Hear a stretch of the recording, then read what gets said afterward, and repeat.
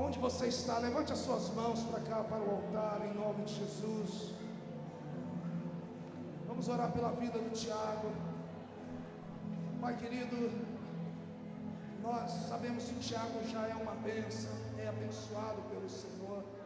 Nós pedimos que o Senhor possa usá-lo nessa noite, que flua, Senhor, dos seus lábios palavra de vida, palavra de graça, palavra que vai de Senhor Deus amado como uma espada afiada de 2 gumes, e Senhor Deus possa realizar o propósito pelo qual ela está sendo liberada nessa noite. Em nome do Senhor Jesus, nós te abençoamos, Tiago, como igreja do Senhor, em nome de Jesus. Aleluia. Ainda de pé, eu queria que você que tem o seu filho, que as crianças viessem aqui na frente para que a gente pudesse orar por elas. Todas as crianças aqui na frente. Após a oração, os adolescentes também estão liberados para o culto deles. Os pastores vão estar próximos aqui às crianças para intercedermos por elas. Você que estava aí atrás, talvez você não tivesse, não conseguisse ver o que estava acontecendo aqui na frente, com várias crianças aqui sendo tocadas pelo poder de Deus. Algo lindo demais. Estenda suas mãos sobre essas crianças. Senhor Jesus, nós te louvamos, Senhor, por essa geração que o Senhor tem levantado nesse tempo, Pai. Uma geração, Pai, que já cresce conhecendo a Tua presença. Uma geração, Senhor, que não é uma geração que vai ser trazida pelos seus pais para a igreja, mas elas trarão os seus pais para a igreja.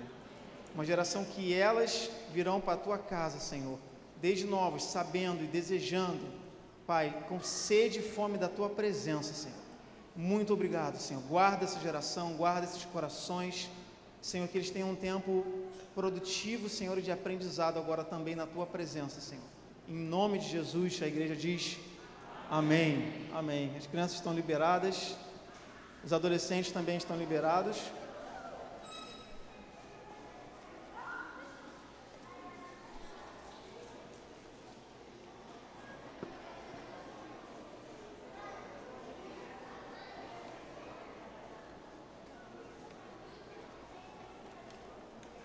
Quantos estão preparados para receber a palavra de Deus? Essa noite a gente vai mudar um pouquinho a dinâmica das coisas e nós já vamos entrar na palavra. Quantos estão dispostos? Quantos estão dispostos? Amém. Aleluia.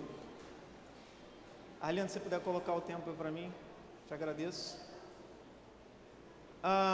Eu quero, sem perder muito tempo, eu quero que você direto por aquilo que Deus colocou no meu coração por essa noite. E eu quero te levar, começar te levando para um momento, para um lugar. Eu quero que você imagine essa cena que eu vou te descrever. Você estava no carro com toda a sua família e por um acaso você infelizmente se envolveu num acidente, um acidente grave. E quando você se dá conta, quando você volta à consciência, os bombeiros já retiraram do carro toda a sua esposa, seus filhos, talvez seu marido, seus filhos, ou seus pais, os seus filhos, depende da sua idade, depende do seu momento de vida, mas só você ficou ali dentro do carro, preso nas ferragens.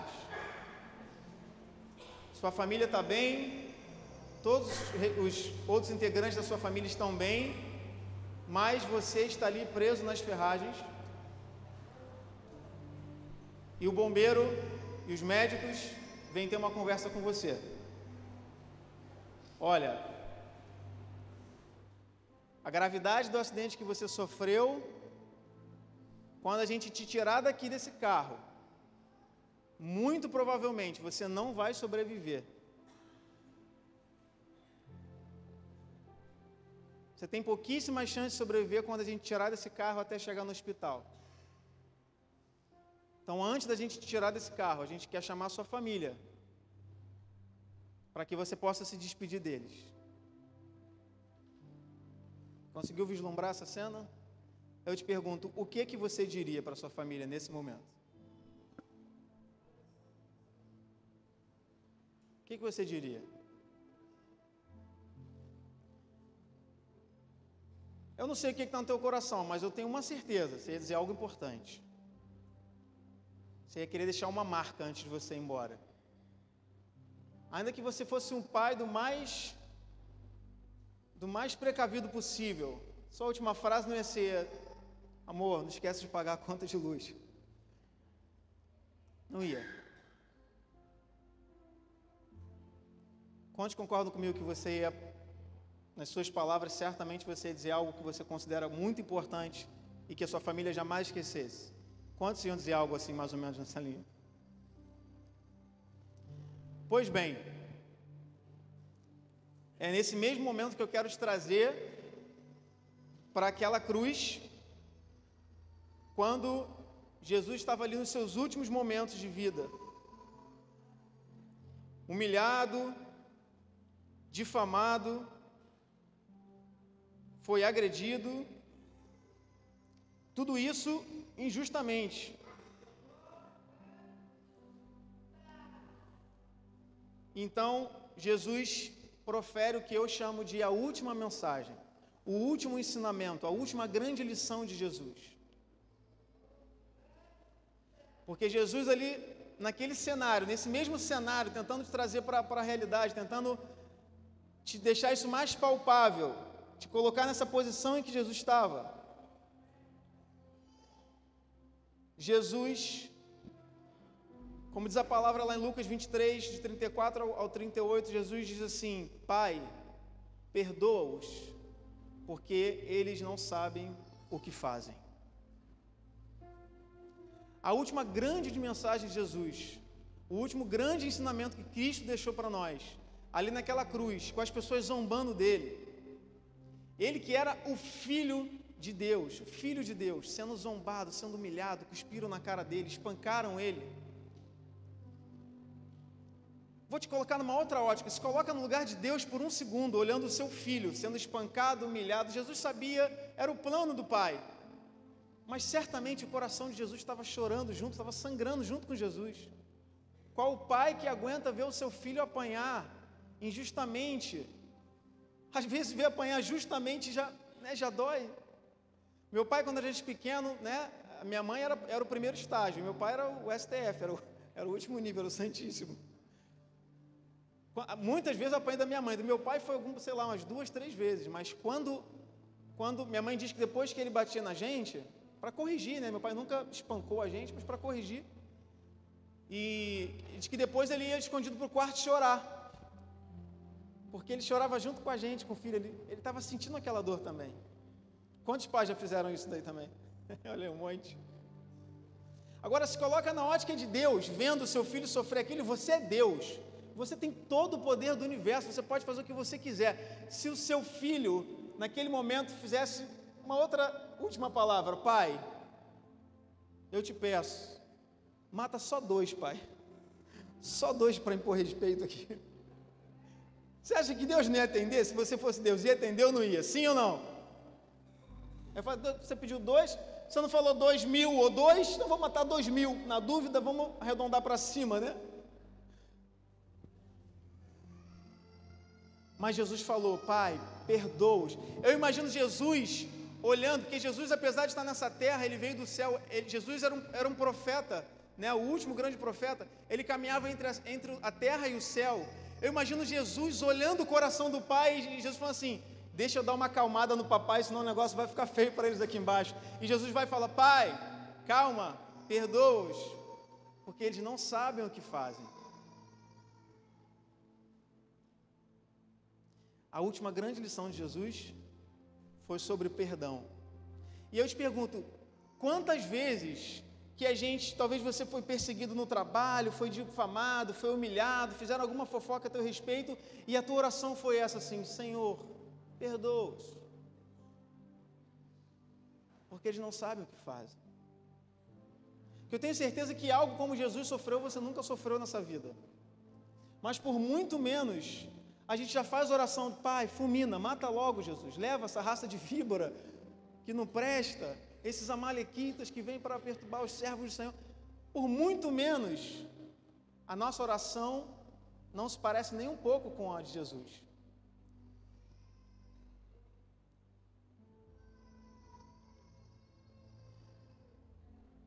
Você lembra quando... eu estou lembrando de uma situação que aconteceu nessa semana. Na rua que eu moro agora tem uma boate ali, né? Bem na Padre Roselho tem uma boate. E o pior momento para a gente que mora ali na rua é quando dá 4 horas da madrugada, que é quando fecha a boate, e aí todo mundo vai embora para casa, sai todo mundo bêbado, gritando, sempre tem briga, sempre sai um tiro pro alto, sempre sai um negócio assim. E aí nessa de quinta para sexta, tinha alguém, que eu não conheço ele, quer dizer, eu sei o nome dele, era João. Porque João tinha uns 12 amigos bêbados também, eles estavam todos em 2 carros, e João entrou numa de brigar com Flanelinha. Eu acordei com esse grito: João, entra no carro! João, entra no carro! Mas veja, 12 pessoas gritando, entre homem e mulher, 12 pessoas, todos alcoolizados, gritando: João, entra no carro. Em 5 minutos eu era o 13º da varanda. João, pelo amor de Deus, João, entra no carro que eu quero dormir, João. E aí entrava, tem uma hora que entrando todo mundo assim, deixa ele, aí ia todo mundo entrando, graças a Deus, eles vão embora. Entrava, aí quando estava quase indo embora, aí saía mais um bêbado, ô João, aí voltava todo mundo, saía todo mundo do carro, João, pelo amor de Deus, João, eu trabalho amanhã. E aí o João entrou numa lá com, acabou que os amigos dele perderam a paciência, entraram no carro, foi todo mundo embora, e o João ficou sozinho lá, com 2 flanelinhas lá discutindo. E aí o João estava naquela assim, rapaz, tu não me conhece, meu pai é delegado da Civil, tu quebrou meu retrovisor, se eu venho aqui com meu pai, ele mata vocês aí mole. João, por causa de um retrovisor, já estava fazendo essa oração: pai, mata logo todo mundo, por causa de um retrovisor quebrado. Por muito menos a gente embarca nessa, né? A gente se coloca na posição de vítima, mas esquece a última mensagem que Cristo deixou para a gente. Jesus não foi o único. Você olha, por exemplo, na vida de Estevão, em Atos capítulo 7, versículo 59, diz assim: enquanto apedrejavam Estevão, este orava: Senhor Jesus, recebe o meu espírito. Estevão sabia que seu fim estava chegando. Senhor Jesus, recebe o meu espírito. Então caiu de joelhos e bradou. Última frase de Estevão: Senhor, não os considere culpados deste pecado. E tendo dito isso, adormeceu. Que, se você ler a Bíblia um pouquinho, você sabe que é um sinônimo para o que a gente chama de morrer. Muitas das vezes a Bíblia se refere, que a gente chama de morte, para Deus e os seus santos, eles simplesmente adormeceram. Que a Bíblia diz que quando aquele grande dia chegar, o Senhor despertará do sono todos aqueles santos que dormem. Lembra quando Jesus chegava e Jesus falou: Jesus, Lázaro morreu. Falou: calma, não morreu não, só está dormindo. Jesus disse isso mais de uma vez. Os santos dos Senhores não morrem, eles apenas dormem. Sabe quando você dorme? Porque quando você dorme assim, você não vê o tempo passar. Se você dormir 3 ou 10 horas, a sua sensação é que você fechou o olho, você abriu e, passou aquele tempo todo, aquele intervalo de horas, seja qual fosse. Mesmo que você durma 24 horas, se alguém estava em coma por 3 meses, a sensação dela foi que ela fechou o olho e abriu o olho. Assim vai ser do dia da tua morte até o dia, ou do dia do seu adormecimento, até o dia que o Senhor Jesus voltar. Para você vai ser um tempo de abrir, fechar e abrir os olhos. O tempo de Deus é diferente do nosso tempo. Mas repara isso, ele, no seu último brado, a última frase que Estevão consegue proferir, sendo morte por apedrejamento. Imagina o que é isso. Não era injeção letal, não, era morte por apedrejamento. E a última frase que ele grita é: Pai, Senhor, não os considere culpados desse pecado. Antes de ir embora, Estevão dizendo: Senhor, eu libero perdão. Não impute sobre eles a culpa por esse pecado, porque eu não os culpo por esse pecado. Então, a primeira coisa que eu quero te falar nessa noite é que, às vezes, nós vamos precisar, às vezes precisamos perdoar quem nunca foi e nem será capaz de nos pedir perdão. Jesus sabia que aquelas pessoas ali que estavam zombando, humilhando, esbofeteando ele, não iam pedir perdão. Estevão sabia disso também. Que às vezes a gente fica numa posição de, não, quando ele vier falar comigo eu perdoo. Às vezes precisamos perdoar quem nunca foi e nem será capaz de nos pedir perdão. Quantos dizem amém? Paulo também manifestou o mesmo ato de generosidade. 2 Timóteo 4, 16 ao 18, Paulo, que estava preso, sendo julgado, Paulo diz: na minha primeira defesa ninguém apareceu para me apoiar, todos me abandonaram. E logo em seguida ele diz: que isso não lhes seja cobrado. Paulo, quando foi lá preso e estava correndo risco de morte, ser julgado, ele tinha outros discípulos, ele tinha amigos, e Paulo estava dizendo ali: na minha primeira defesa não apareceu ninguém para me ajudar, ninguém para me apoiar. E se parasse aí, a gente ia pensar: pô, Paulo estava reclamando aqui, né? Esses amigos traíram de Paulo, abandonaram ele sozinho lá, na hora que ele mais precisava. Mas Paulo vai e continua, como quem diz: olha, eu não estou reclamando não, pelo contrário, eu estou dizendo que isso não lhes seja cobrado. Mas o Senhor permaneceu ao meu lado e me deu forças para que por mim a mensagem fosse plenamente proclamada a todos os gentios, e por aí vai. Muitos discípulos de Jesus manifestaram o mesmo entendimento, a mesma lição, a mesma compreensão que eles tiveram lá naquela cruz. Tem uma frase que eu gosto muito que diz: uma reação amarga ao pecado do outro, muitas das vezes, é pior do que o pecado do outro. Uma reação amarga ao pecado do outro, muitas das vezes, é pior do que o pecado do outro. Ao longo dessa mensagem você vai entender o porquê. Lembra da parábola do servo impiedoso? Está lá em Mateus 18. Vamos ler lá Mateus 18, versículo 21. Mateus capítulo 18, versículo 21.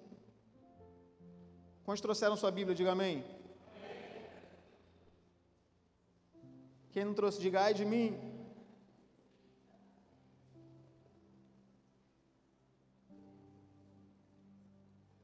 Mateus 18, nós vamos ler a partir do versículo 21.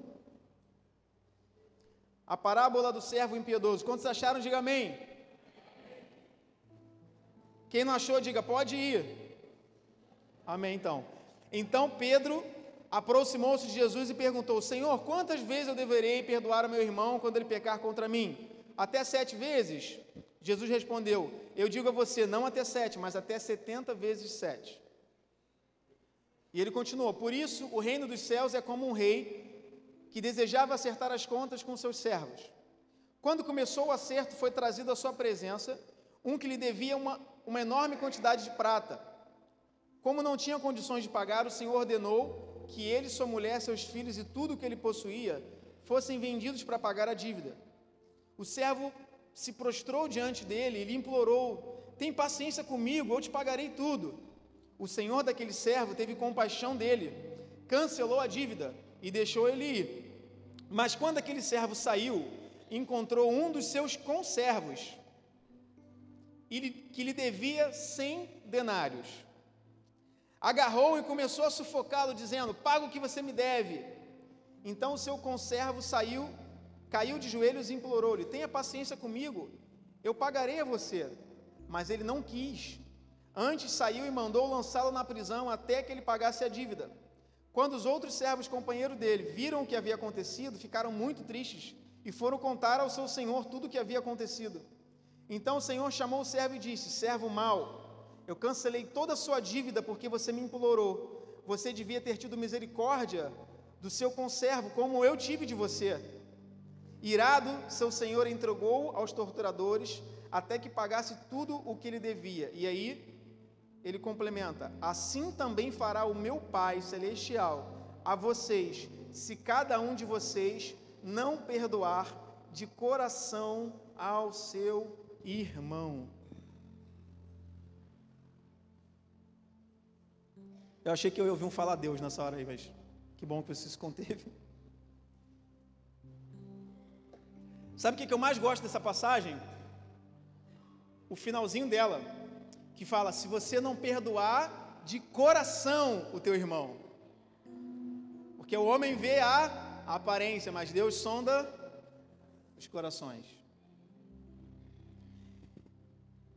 Então, olha o que Jesus está ensinando aqui. O que ele está falando? Um cara que tinha uma dívida enorme, e foi perdoado, não quis perdoar alguém que tinha uma dívida muito menor. A parábola de Jesus aqui está dizendo o seguinte: o Pai perdoou a multidão dos teus pecados. Por que você não vai perdoar quando alguém cometeu um pecado contra você? Porque nenhum pecado cometido contra o homem é maior do que qualquer pecado cometido contra Deus. Existem alguns pecados que nós cometemos contra Deus e existem alguns pecados que cometemos contra homens. Muitas das vezes, mesmo ferindo homens, estamos ferindo leis de Deus, mas é algo que você fez e feriu o teu irmão. Você não pecou diretamente contra Deus. Quantos estão entendendo? E por mais simples, eu sempre digo isso, e acho que isso vai ser meu lema de vida, as coisas mais simples da Bíblia são as mais difíceis da gente viver. Porque quando Jesus parece que Deus já sabia, bom, eu sei que isso aqui vai ser difícil, então vamos escrever logo, sabe, preto no branco, vamos facilitar a linguagem para ninguém ter dúvida, porque já vai ser difícil praticar, se a gente dificultar a mensagem, aí complica demais. Então as coisas mais simples que a gente lê, é só isso, que bonito, muito legal. São as mais difíceis da gente viver e praticar. São as mais difíceis. Só que esse pequeno e simples fundamento da Bíblia, ele é fundamental, eu diria, ele é um fundamento da vida cristã. Ele é um fundamento da vida cristã. A amargura e a falta de perdão são as únicas armas que ela mata, não a vítima, mas mata quem carrega essas armas. Amargura e falta de perdão são as únicas armas que matam quem as carrega. Pastor Cote, que já esteve aqui na conferência de mentoria alguns anos atrás, eu li hoje uma frase dele e tinha tudo a ver com a mensagem, eu anotei aqui também. Diz assim, a falta de perdão não só adoece, como emburrece as pessoas. Ainda bem que foi o pastor Cote que falou, não foi eu não. Mas sabe por que ele está dizendo isso? Porque o princípio é muito claro, oração do Pai Nosso: Senhor, perdoai as nossas dívidas, assim como temos perdoado a quem tem nos ofendido. Se não perdoamos a quem nos tem ofendido, logo não seremos perdoados. Então, com muito amor e carinho, entendo que é isso que o pastor Costa está dizendo aqui. Que isso é básico, a oração do Pai Nosso. Até o cara que não é cristão sabe disso. No dia lá do velório que ele vai, ele ora bonitinho a oração do Pai Nosso. Antes de jogar o futebol, ele ora bonitinho a oração do Pai Nosso. Mas só religiosidade, só da boca para fora. Aquilo não está dentro do coração dele. Mas é isso que está dizendo. Então é isso que o pastor Costa está dizendo. Parece que não só adoece, mas adoece a ponto de emburrecer, da gente esquecer a coisa mais básica. Se eu não perdoar, eu não vou ser perdoado. E se eu não for perdoado, acabou, tudo foi por água abaixo. Tudo. Sabe o que ele está dizendo aqui? Pode ter 40 dias de jejum e oração, pode ter tudo isso. Se eu não perdoar meu irmão, de nada valeu tudo que foi feito. Porque a única forma da gente se achegar a Deus, a única forma, a gente só tem condições de se achegar a Deus por causa da misericórdia do Senhor, do sangue que foi derramado, que nos remiu de todos os nossos pecados. Quando você não perdoa, você abre mão dessa remissão. Você não pode nem pensar de chegar na presença de Deus sem esse perdão. O que seria de nós sem a misericórdia de Deus?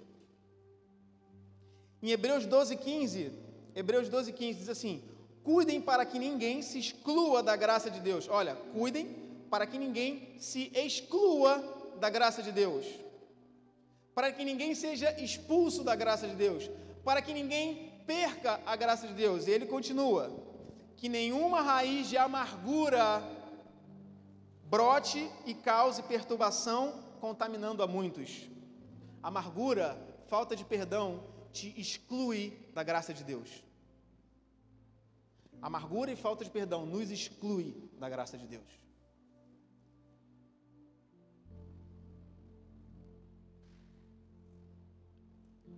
Amargura, e nesse mesmo versículo ele diz que contamina a muitos. A amargura, ela tem uma propriedade que é como um câncer, que se espalha muito facilmente. O próprio versículo diz isso, que contamina outras pessoas que não tinham raiz de amargura, mas por causa da sua raiz de amargura, agora serão também contaminadas. Por isso que Deus leva tão a sério isso. Às vezes alguém inocente, que não tinha nada a ver com a história, você foi lá colocar para fora aquela tua raiz de amargura, foi lá vomitar aquilo com aquela pessoa, e agora ela também começa a compartilhar do teu sentimento, da tua raiz de amargura. Aquela semente que você lançou ali foi uma semente de amargura, e agora está brotando no teu irmão também uma semente de amargura. Tem muita gente com entendimento da palavra, semeando muita coisa ruim nesse tempo. Semeando fofoca, semeando dissensão, semeando amargura. E não é sem entendimento não, porque sem entendimento Deus até perdoa, mas é com entendimento da palavra. E tem algo, um versículo em Provérbios, sobre 6 coisas que Deus odeia e uma que Ele abomina. Quantos conhecem essa passagem? Quantos conhecem essa passagem? Abre lá em Provérbios 6, 16 ao 19. Provérbios 6, do 16 ao 19.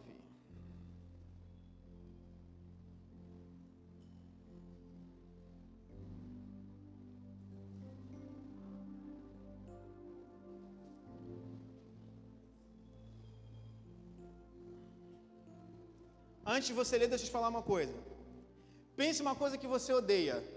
Existem coisas que em geral, a sociedade odeia. Gente falsa, né? Gente fofoqueira, gente mentirosa, gente caloteira, né? Tem muitas coisas que, em geral, a sociedade odeia, não aceita bem. Mas tem algumas coisas que a nossa sociedade, estou dizendo o cristão não, estou falando sociedade em geral. Existem algumas coisas que são consideradas abomináveis. Abomináveis. Por exemplo, talvez você não saiba, mas em qualquer presídio, o cara que roubou, que assaltou, que foi preso por tráfico, ele dentro do presídio ele tem uma categoria de preso, né? Dos crimes odiados pela população. Mas tem uma categoria de crime que até para os próprios presos é abominável. Por exemplo, um estuprador. Um estuprador, quando chega numa cadeia, geralmente ele tem que ficar separado dos demais, porque os próprios bandidos não aceitam aquela conduta, eles acham abominável. Um pedófilo, por exemplo, é algo que a sociedade abomina. Está entendendo a diferença entre uma coisa que você odeia e uma coisa que você abomina? Quantos estão entendendo? São categorias diferentes de sentimento. E Deus também tem sentimento. E aqui em Provérbios fala sobre isso. Há 6 coisas que o Senhor odeia. 7 coisas que Ele detesta: olhos altivos, língua mentirosa, mãos que derramam sangue inocente, coração que traça planos perversos, pés que se apressam para fazer o mal, a testemunha falsa que espalha mentiras, aqueles que provoca discórdia entre irmãos. A última coisa é o que Deus abomina. Abomina. Aquele que provoca discórdia, aquele que semeia, algumas versões diz, aquele que semeia contenda entre irmãos.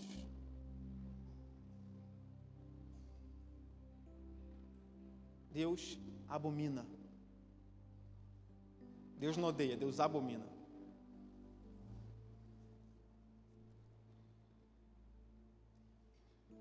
Perdoar os outros é um investimento no meu próprio futuro. Pois Mateus 5,7 diz que aquele que é misericordioso alcançará misericórdia. Quando você age de misericórdia com alguém, você está fazendo um investimento no teu próprio futuro, porque o misericordioso alcançará misericórdia. De todas as definições que eu encontrei de perdão, essa que foi a que eu mais gostei. Perdão é abdicar do direito de punir aquele que feriu você. Foi isso que Jesus fez ali. Sendo injustiçado, ele abdicou do direito de punir aqueles que feriram ele. Isso é perdão.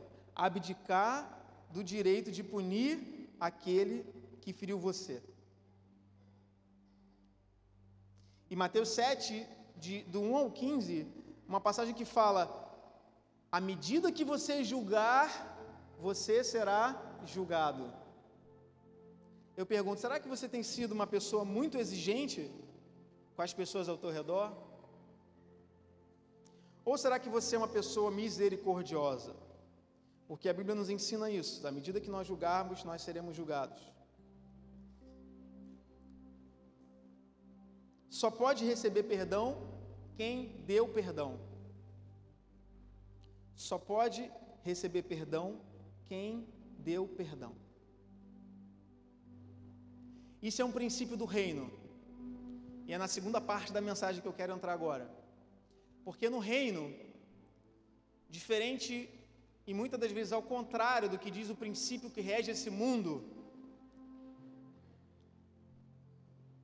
não é guardando que você tem algo, é entregando que você tem algo. Falando isso naturalmente não faz muito sentido, né? Mas, não que seja o contrário, mas muitas das vezes é uma questão de ótica, uma questão de perspectiva. Por exemplo, se você pegar a sua Bíblia e você colocar ela do que a gente chama de cabeça para baixo, você vai dizer, está ao contrário. É uma forma de enxergar, está ao contrário. Ou talvez você esteja olhando do lado errado. Porque quem está olhando a sua Bíblia pelo outro lado, pela outra ótica, para ela faz sentido. E tem muita coisa no reino que é assim. Porque se a gente olhar da ótica daqui para o céu, daqui para a terra, parece ao contrário, mas se você olhar da ótica do céu para a terra, é o que faz sentido. Quando você entrega algo para Deus, na nossa visão aqui, você está, dando algo, mas da ótica do reino do céu, aquilo é dar ou aquilo é receber? É receber. E nós não somos cidadãos dessa terra, nós somos cidadãos dos céus. Só pode receber perdão quem deu. Isso é uma lei. Tudo aquilo que o homem semear, isso também ceifará. E essa passagem diz assim, começa assim, não se engane, de Deus não se zomba. Tem gente que acha até que essa passagem está falando assim, olha, não faz piada com Deus não, a Bíblia diz, de Deus não se zomba. Realmente você não deve fazer piada com Deus, porque de Deus não se zomba. Mas no contexto do versículo, o que ele está dizendo assim, meu irmão, não se engane, ninguém passa a perna em Deus. Tudo aquilo que você semear, isso também você colherá. Não adianta você semear contenda, semear amargura e chegar naquele grande dia e falar, Deus, cadê minha colheita aqui de amor, de paz, de justiça? Não se engane, de Deus não se zomba. Ninguém passa a perna de Deus, ninguém enrola Deus. É isso que a Bíblia está dizendo. Só tem perdão quem deu perdão, e é dando que se recebe.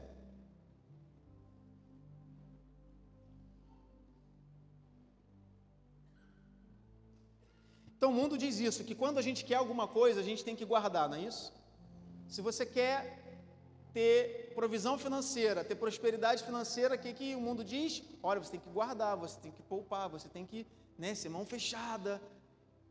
E é muito importante realmente você poupar, qualquer educação financeira, qualquer palestra de educação financeira que você tiver, você vai entender isso, que é sempre importante você ter uma reserva de emergência para numa situação que você não tenha como arcar, você tem ali aquela reserva, para não ter que entrar no financiamento, não ter que pedir empréstimo no banco, que os juros são absurdos.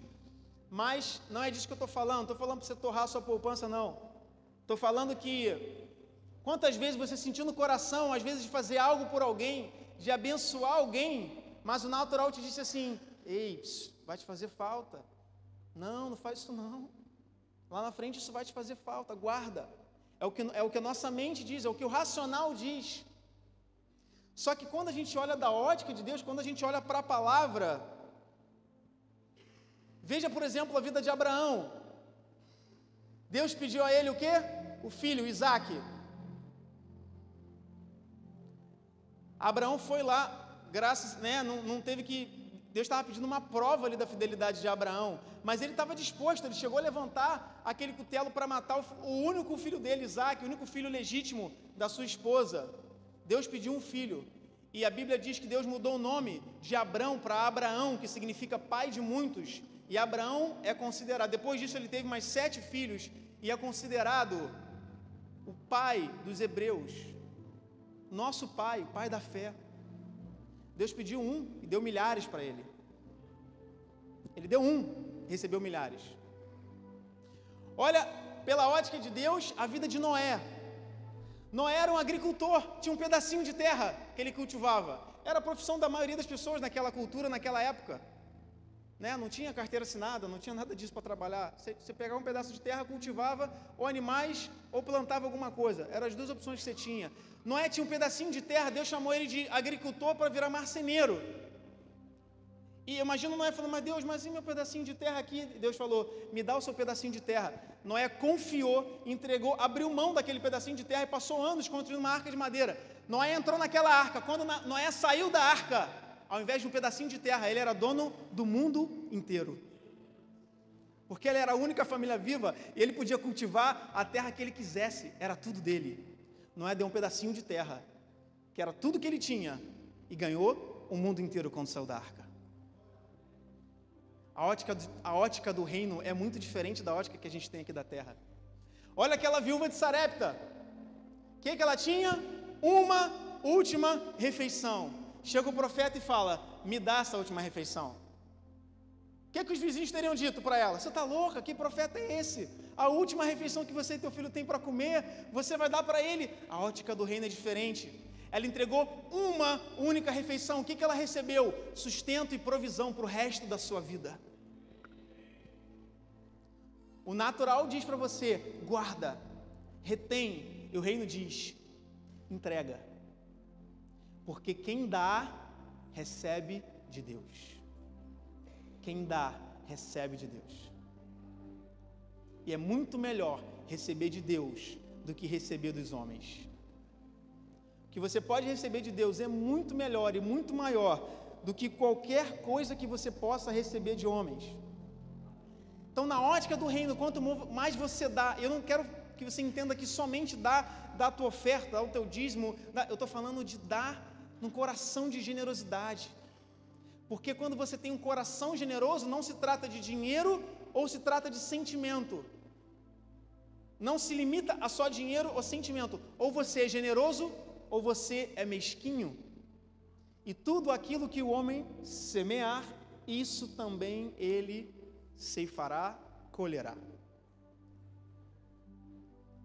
Quantos estão entendendo? Diga amém. Então, na ótica de Deus, quanto mais você dá, mais você tem. Quanto mais perdão você libera, mais perdão você tem. Quanto mais justiça você libera, mais justiça você tem. Quanto mais paz, bem-aventurados pacificadores, porque eles verão a Deus. Quanto mais paz você libera, ainda que alguém venha para você te oferecendo guerra, te oferecendo confusão, te oferecendo, briga, caos, e você, por ter um coração como o do Pai, generoso, você oferece paz. Quanto mais paz você entregar às pessoas, mais paz você vai ter, porque quando você dá, você recebe de Deus. E algo muito lindo que a gente aprendeu recentemente é que ninguém nunca ganha de Deus em dar. Nunca. Você pode ter o coração mais generoso, ninguém nunca vai ganhar de Deus quando se trata de dar, porque Ele é aquele que entregou o seu único filho. Deus deu a melhor semente dele. Ele entregou o melhor que ele tinha. Ele não mandou um anjo, ele não mandou uma miríade de anjos, ele mandou o seu filho, único filho. Ninguém nunca vai ganhar de Deus em generosidade. Nunca. Essa competição você nunca vai ganhar de Deus. Eu e você, nós nunca vamos ganhar de Deus. Conte dizer amém. Eu quero te compartilhar contigo um testemunho embora eu diga essa palavra, mas todo o mérito e o crédito é do pastor Adércio e pastora Lucete, tá? Mas é o meu discípulo, o Luquinhas, eu queria que ele chegasse até aqui. Quantos podem dar um aplauso a Deus pela vida do Lucas?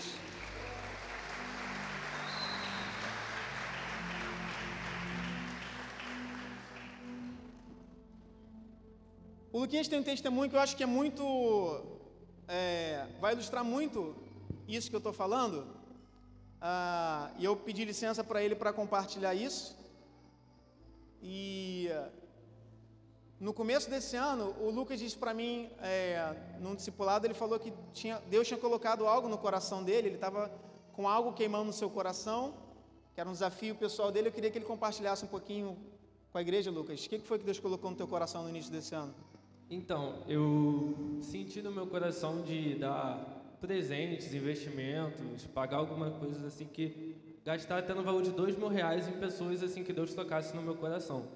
E a princípio tinha sido uma meta que eu coloquei, sabe aquelas metas que tu coloca no balão do início do ano e tu já dá tchau ali e acabou? Porque eu nunca tive R$2.000 no meu dinheiro, tipo, o máximo que eu consegui assim ao longo de um ano foi R$1.000, porque o trabalho do meu pai dava dinheiro para quem te dava nota boa. Então, assim, já foi aquela meta que você coloca sabendo que, sabe, eu não vou cumprir. Rapidinho, eu nunca teria ganho dinheiro do trabalho do meu pai se tirasse nota boa.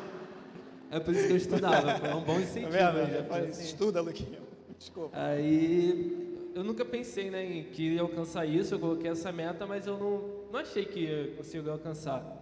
E aí, ao longo do ano, tipo, foi surgindo oportunidades onde eu comecei a trabalhar empregos assim que eu sei que eu não merecia, tipo, que eu cheguei lá através até de alguns irmãos aqui da igreja, né, que me ajudaram, o Sérgio e a Aline, e foi assim, eu fui trabalhando e comecei a dar um dinheiro aqui, dar outro dinheiro ali. Minha mãe às vezes ficava meio sem entender, né, claro que ela ensina a ser grato, mas às vezes ela ficava meio sem entender, né, tipo, eu tava com R$500 e daqui a pouco eu tava sem nada, e me perguntava o que houve e tal. Eu falei assim, tá vendo aquele irmão ali? Então, foi para isso que eu fiz, eu gastei o tal dinheiro. Então, assim, foi bem legal. Ao longo do ano eu dei vários presentes e teve várias situações onde eu experimentei da graça de Deus, assim, logo depois de dar o presente. Teve um dia que eu paguei um almoço para alguns garotos e teve outro dia que eu estava sem dinheiro e, tipo, eles tiveram a ideia, vamos comer alguma coisa, e aí eles falaram, não, tipo, ele não precisa pagar porque naquele dia ele pagou o nosso almoço e tal. Então, assim, foram vários momentos onde eu experimentei da graça de Deus, né? Eu vou fazer uma pergunta só para você entender exatamente o que aconteceu. Quando você decidiu que você queria abençoar as pessoas com R$2.000, você tinha alguma renda fixa? Você estava trabalhando? Não tinha renda nenhuma, tipo, não tinha expectativa. Eu fiquei um ano sem conseguir emprego em nada, tipo, entregando currículo e nada, então eu não tinha expectativa nenhuma, assim, de como que eu ia atingir essa meta. Eu tinha aquela meta ali, mas como eu ia chegar até lá, eu não sabia, né? E, assim, teve situações onde eu realmente experimentei da graça do Senhor logo depois de abençoar, porque teve no Retiro Jeová Jireh, eu abençoei 2 pessoas e o pastor Tetelio soube que eu abençoei 2 pessoas e aí ele pediu para eu ir, tipo, implorando, né, pô. Aí ele falou assim, cara, você tem que ir, cara, porque o Retiro é justamente isso, e se você já está praticando, eu quero que você continue praticando isso na sua vida.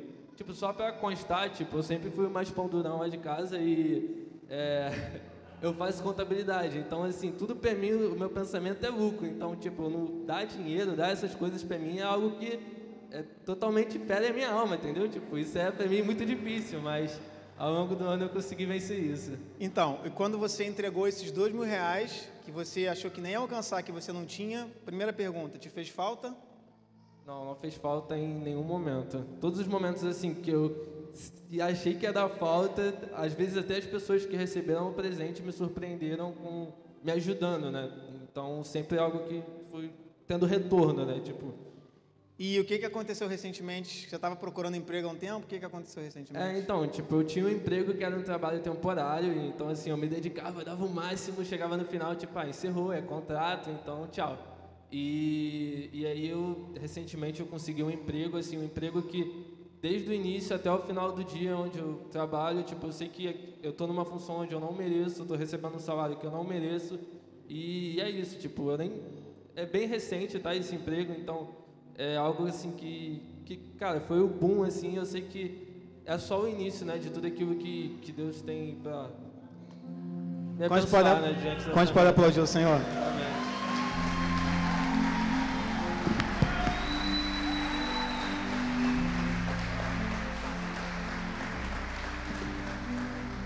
Agora você imagina eu como discipulador, quando o Lucas me falou isso, o constrangimento. Pensa, meu Deus, já trabalho há uns 14 anos, não tenho renda. Eu nunca botei a meta nem de R$100 para ajudar alguém. Mas esse é o poder do testemunho, desafiar a gente, desafiar a nossa fé. Né? Eu admiro muito o Lucas por um jovem, alguém tão jovem, que você espera o quê? Imaturidade, imprudência. Alguém, sabe, por isso que eu digo, essa geração vai muito longe. Uma geração que nessa idade já entendeu esses princípios, vai muito longe. E esse testemunho do Lucas é para levar a gente para a conclusão dessa mensagem. Que na ótica natural diz que primeiro você tem que conquistar, primeiro você tem que conseguir, para depois você celebrar, não é isso? Primeiro você ganha, de fato, toma posse daquela vitória e depois você celebra. Mas na ótica do reino é um pouco diferente. Porque talvez muitos de nós temos feito essa oração: Senhor, se o Senhor me abençoar com esse emprego que eu fiz a entrevista, eu prometo, Senhor, que o primeiro salário, né, eu vou fazer isso, vou fazer aquilo, e chega o primeiro salário e você nem lembra mais da oração que você fez. Mas a oração do Lucas foi um pouco diferente: Senhor, não tenho emprego, não tenho salário, mas eu vou abençoar. E depois o Senhor me dá um emprego. Ele nem pediu emprego, na verdade. Mas, lembra que eu falei? Quem dá, recebe de Deus. Quando Deus entende que você é um caixa eletrônico do céu aqui na terra, Ele vai te abastecer todo dia, com generosidade, com paz, com justiça, com verba financeira. Porque o Senhor precisa financiar projetos, o Senhor precisa sustentar algumas pessoas, mas Ele precisa de canais aqui na terra, né? Ainda não tem o banco celestial, que a gente chega lá e saca. O banco celestial, sabe quem é? Eu e você. Eu e você. Nós somos o canal de Deus para a terra. Eu estava vendo um pastor falar sobre intercessão. Ele está falando, não existe ministério da intercessão, não existe uma oração que você faça de intercessão. Nós somos a intercessão entre o céu e a terra. Eu e você, a igreja, ela é a intercessão entre o céu e a terra. É a igreja que puxa o céu para a terra. Né? A gente olha alguém ali na rua, faminto, e a gente vai orar: ah, Deus, vou interceder por aquele, o mendigo ali, faminto. Não, nós somos a intercessão. É você quem vai fazer, ele vai comprar uma marmita, vai levar aquele prato de comida e vai levar para aquela pessoa. Quando a gente vê uma prostituta, fala: ah, Senhor, salva essas prostitutas, Deus, tem misericórdia. Nós somos a intercessão entre o céu e a terra. É você que vai ganhar aquela prostituta para Jesus. Quantos estão entendendo? Então, na ótica diz que primeiro a gente tem que ter, né? Fala assim: ah, se eu tivesse, eu ia abençoar tanta gente. Ah, se Deus me desse essa promoção no trabalho, nossa, eu ia ajudar lá no desafio da igreja. A ótica do reino é um pouco diferente. Um pouco diferente. Olha Paulo e Silas, eles estavam na prisão, acorrentados, algemados. O que a gente pensa ali normalmente? Senhor, se o Senhor me tirar daqui, dessa prisão, eu vou fazer um culto de ação de graças. Eu vou chamar todo mundo lá em casa, não é assim? Senhor, se o Senhor livrar dessa enfermidade, nós vamos fazer um culto de ação de graça que essa terra nunca viu. Nós vamos chamar Fernandinho para cantar, vamos chamar pastor Edmar e pastora Marta para trazer a palavra, vai ser uma bênção. Paulo e Silas estavam lá na prisão, algemados, e ele falou, Paulo falou para Silas: Silas, quem puxa o primeiro corinho, eu ou você? Ah, puxa você, Paulo, que eu sou mais desafinado. Então tá bom, nós vamos começar o nosso culto de ação de graças. E começaram a louvar, presos, acorrentados, começaram a louvar. Eles começaram a celebrar antes de ter a vitória. E o que aconteceu? Diz que houve um terremoto na prisão, as cadeias se quebraram e eles foram libertos. Na ótica do reino é diferente. Primeiro você louva, primeiro você agradece a Deus, e depois Ele provê o milagre, depois Ele provê a vitória. Porque se trata de dar para receber. Primeiro você dá, depois você recebe. Quantos estão entendendo? Diga amém. Lembra das muralhas de Jericó? O povo de Deus tinha que lutar uma batalha. Deus falou, vocês vão dar 7 voltas. 7 voltas na cidade. Não tinha um jeito de ganhar, eles eram mais numerosos, eles tinham um exército mais poderoso, só que não tinha jeito de ganhar aquela guerra numa cidade com muros altos, eles não conseguiam entrar, era impossível ganhar aquela guerra. Só tinha um jeito, ultrapassando aquelas muralhas. Como eles iam derrubar aquelas muralhas? Não tinha nenhuma perspectiva natural de como fazer aquilo. Não tinha canhão, não tinha avião, bombardeio aéreo, não tinha nada disso. Deus falou, vocês vão dar 7 voltas. Vocês vão conquistar o terreno. Antes de ganhar a guerra, vocês vão conquistar. E no final, vocês vão dar um brado de júbilo. Quem é que está no meio da guerra? Quem é que está no meio da batalha e dá brado de júbilo? Mas foi isso que Deus mandou eles fazerem. E a Bíblia diz que depois de darem 7 voltas e darem o brado de júbilo, que é o brado de vitória, as muralhas caíram. É dando que se recebe. A gente não tem primeiro a vitória para depois entregar louvor ao Senhor, não. A gente louva o Senhor, é ali no meio da prova, é no meio da enfermidade, é no meio da aflição. Porque é um ato de fé. É um ato de fé. E quem dá, recebe de Deus. Para finalizar, eu quero te falar de uma ilustração que eu aprendi com o pastor Sérgio Horring. Ele estava falando algo que eu achei muito lindo, muito lindo. Ele estava contando que ele tem um filho pequeno e na família dele, dos irmãos, entre irmãos e irmãs, o filho dele foi o mais novo. Quem aqui era o mais novo da família, o menorzinho? Entre primos, irmãos e tal, quem era o mais novo da sua casa, assim? O mais novo sabe bem do que eu vou falar, né? Ele é o que mais leva cascudo, né? É o que mais apanha, é o menor. Vai falar o quê? Olha, se tu falar, tu vai apanhar mais, hein? Fica quieto, não conta pro teu pai, não. Aí sofre na mão dos priminhos, dos irmãos. E ele falou que toda vez que chegava no Natal, aí que os primos todos, tal, ele o menorzinho, ele ficava com uma cara triste, ficava emburrado, e não demorava muito na festa, ele já vinha, ele estava lá conversando, e aí o filho dele batia na perna dele, e o filho dele fazia assim, pai. O que a criança está dizendo quando ela faz isso? Quero colo. Ele pegava o filho dele no colo e ele notava que ele estava ali com uma carinha meio triste. Quando ele botava ele no colo, aí ele ficava com um sorrisinho na cara.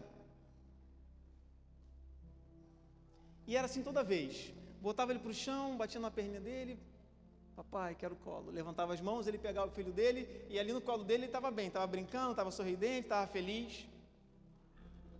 Por quê? Porque dali de cima, os primos deles que eram maiores, mas eram crianças, que eram maiores do que ele, mas dali de cima agora, os primos dele ficavam menor do que ele. E agora ele estava com o papai dele, ele estava com uma cara com um sorriso de assim, mexe comigo agora que eu quero ver. Ô Valentão, vem aqui me dar cascudo. Quando você adora o pai, você levanta suas mãos. Não tem um pai que não pegue o filho no colo. E todos os teus que pareciam gigantes, quando o Senhor te pega no colo, agora os teus gigantes ficaram pequenininhos, porque agora você está olhando da ótica dos olhos do Pai, você está olhando de cima. E você diz, ei gigante, ei enfermidade, ei problema, onde está a morte e a tua vitória? Porque agora você está nos braços do Papai. É isso que você faz quando você louva. A atitude principal de louvor e adoração, o maior gesto de ato de entrega, é se render, entregar, abrir os seus braços, levantar as tuas mãos em direção aos céus. E toda vez que você faz isso, toda vez que você está louvando ao Senhor, o Senhor te pega no colo, como todo pai que pega o seu filho no colo. E agora os teus problemas ficaram lá embaixo, os teus desafios, as tuas lutas ficaram lá embaixo. Quem dá, recebe de Deus. Então, para a gente concluir, existem 2 tipos de cristãos. Aqueles que esperam o milagre e aqueles que provocam o milagre. Quando os discípulos estavam naquele barco, Jesus apareceu no meio do mar. O que os discípulos queriam? Estar com Jesus. A maioria dos discípulos deve ter ficado pensando, bom, Jesus vai, sei lá, vai fazer aparecer aqui uma ponte, vai sair do meio da água, Jesus vai fazer algum milagre para a gente chegar até Ele. Foi o que a maioria dos discípulos pensaram, mas teve um discípulo. Quem? Pedro. Que é do tipo de cristão que não espera o milagre. Ele fala, quer saber? Eu não estou nem aí. eu vou até lá, e Jesus vai ter que dar um jeito, porque eu sei que Jesus quer que eu vá lá, e eu também quero ir lá. E deu o primeiro passo. Ele deu o primeiro passo, Jesus providenciou o milagre. Eu fico imaginando Jesus olhando e falou: Pedro é doido, ele vai sair do barco. Pai, faz ele andar em cima da água. Existe o tipo que espera o milagre, existe o tipo que provoca milagre. Isso é a fé. Quem vive pela fé não espera milagre, ele provoca milagre. Sabe, esse lugar que a gente está reunindo aqui é um grande testemunho desse tipo de atitude. Porque quando, né, meu pai viu o terreno, os pastores viram o terreno e falou: bom, o terreno custa, sei lá, na época, vamos trazer para hoje, 500 mil reais. Senhor, nós vimos o terreno, é lindo, é tudo que a gente precisa. Nós precisamos de 500 mil reais. Faz um milagre, Jesus, bota na nossa conta 500 mil reais. Não, a oração foi diferente. Senhor, a gente comprou o terreno. É lindo, é tudo que a gente precisa. Custou 500 mil reais. Agora o Senhor providencia o milagre, porque o terreno já está comprado. E nós estamos aqui nesse milagre hoje. Está entendendo? Dois tipos de atitude. Ou você espera milagre, ou você é do tipo que você provoca milagre. Porque se você andar com Deus, toda vez que você estender o teu pé sobre as águas, é Ele que vai te sustentar. Não é o mar, não é a tua fé, é Ele que te sustenta. Mas você tem que sair do barco.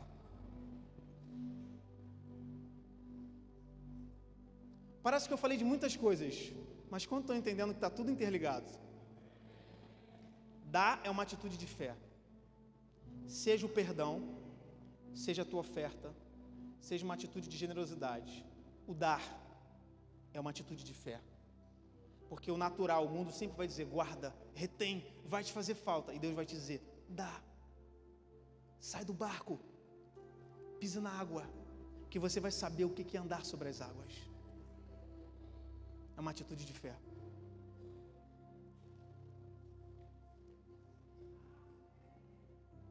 Para a gente concluir, muita gente tem orado, jejuado, mas tem tentado chegar diante do altar de Deus sem liberar perdão. Ninguém chega diante de Deus sem liberar perdão. Isso é um fundamento da vida cristã. Talvez você tenha a sensação que você está batendo na porta e a porta não abre. Parece que não tem ninguém do outro lado. Talvez não seja a tua pouca oração, o teu pouco jejum, tua pouca fé. Talvez seja o simples ato de liberar perdão. Talvez uma raiz de amargura que tenha se infiltrado dentro do teu coração. E a falta de perdão, ela é puro orgulho. Falta de perdão é orgulho. Você quer preservar a tua autoimagem? Não, ele tem que me respeitar, ele não pode fazer isso comigo. Orgulho. E a Bíblia diz que Deus não resiste aos soberbos. Aliás, desculpa, Deus resiste aos soberbos e dá graça aos humildes. Deus não resiste a um coração quebrantado. Então, quando você não libera perdão, se você guarda essa raiz de orgulho dentro do teu coração, a Bíblia diz que Deus resiste a você. Você pode orar, você pode jejuar, você pode fazer o que você quiser, meu irmão. A Bíblia diz que Deus resiste aos soberbos, mas dá graça aos humildes. É uma questão de fé. Porque a soberba é quando a gente se acha superior ao outro, né? Ele não podia fazer isso comigo. Eu nunca teria feito isso com ele. A gente se coloca numa posição superior. E a realidade é que todos nós somos pecadores e carecemos da misericórdia do Senhor. Todos nós. É dando que se recebe. É dando perdão que nós vamos receber o perdão do Pai. É uma questão de fé. Eu queria que você se colocasse de pé nesse momento.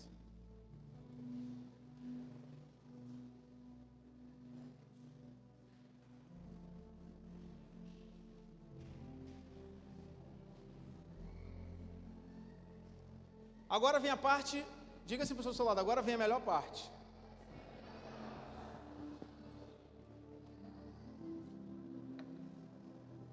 Lá no começo nós falamos que a Bíblia ensina, se você trouxer a sua oferta diante do altar, mas você se lembrar que o seu irmão tem algo contra você, o que a Bíblia diz? Deixa a sua oferta ali, né, no cantinho, dá um pause vá até o teu irmão, se conserte com ele, e depois você venha e entrega a tua oferta diante do altar. Por quê? Porque sem perdão, sem liberar perdão, não recebemos perdão. Sem receber perdão, ninguém pode chegar na presença do Pai. Ninguém chega diante do altar se não for pelo perdão que recebemos do Pai. Quantos entenderam? Eu sei que você sabe isso faz tempo, eu também, mas quantas vezes, na nossa vida cristã, eu e você, nós fizemos isso? Na hora de entregar nossa oferta, você parou, pensou um pouquinho, bom, deixa eu ver aqui, essa semana, briguei com a chefe lá, falei demais, me excedi, mas pedi perdão para ela, falei que eu me excedi, tá tudo certo. Deus, estou zeradinho, posso entregar minha oferta. Ou você lembrou de algo e se foi um irmão teu, você foi até o teu irmão, se foi talvez o teu esposo, a tua esposa, teus filhos, teus pais, você entendeu esse princípio, você entendeu que você está trazendo, essa atitude é simplesmente um papel, um pedaço de papel dentro de uma sacolinha de veludo. Você não está entregando nada diante do altar, porque ninguém chega no altar de Deus sem ter liberado perdão, sem ter sido perdoado. Aí eu me pergunto, quantas ofertas vazias será que eu trouxe aqui na frente até hoje? E eu vi um pastor falando que ele fez esse desafio na igreja, explicou sobre isso, falou, agora nós vamos ofertar. Então eu não sei se você tem que ligar para alguém, eu não sei se você talvez precise pedir perdão para o irmão teu que está aqui dentro, corpo de Cristo como você, porque lembra lá no começo, perdoar, mas falou de coração, perdoar de coração. Talvez tudo pareça que você perdoou, você até disse que perdoou, mas no teu coração você não perdoou. Deus sonda os corações.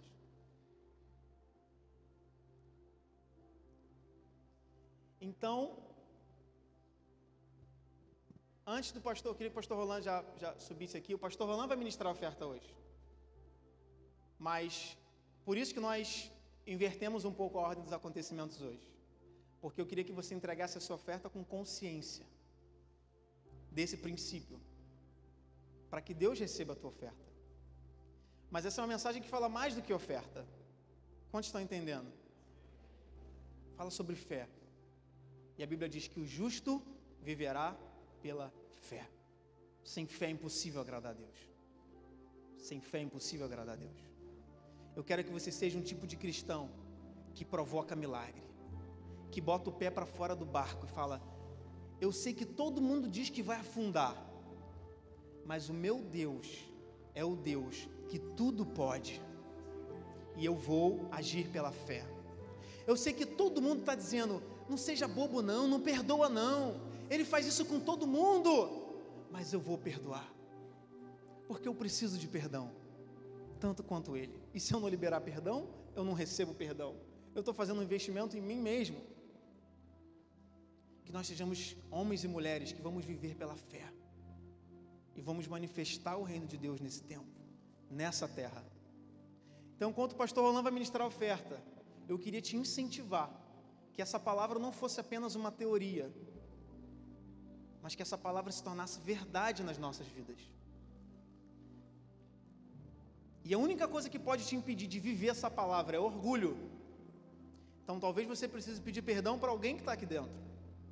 Talvez você precise pedir perdão para alguém que está lá fora. E eu quero te dar uma santa autorização aqui momentânea de você pegar o teu telefone que você tem lá para o cantinho do salão ali fora e ligar e falar, olha, pai, mãe, irmão, tia, tio, vizinho, eu quero te pedir perdão. Ou eu quero te dizer que eu te perdoo. Eu te perdoo, eu te amo, você é muito importante para mim. Talvez se você não puder fazer isso hoje e agora, que seja a primeira coisa que você faça amanhã ou assim que você puder, mas que nós sejamos crentes que vivem a palavra e não que apenas escutam e ouvem a palavra. Esse mundo está cheio de pessoas que apenas falam, discursos vazios. O mundo precisa ver homens e mulheres que vivem a palavra. Quantos dizem amém? Pastor Roland.